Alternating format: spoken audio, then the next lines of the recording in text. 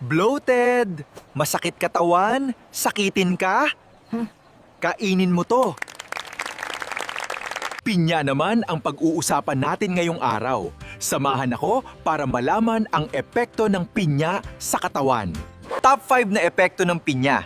Game. Number 1, panlaban sa pamamaga. Etong matinik na prutas may secret na sandata. Durog niya ang pamamaga sa kasukasuan, ilong at tiyan mo. Number 2, pampabilis tumunaw ng pagkain. Bloated ka ba lagi pagtapos kumain?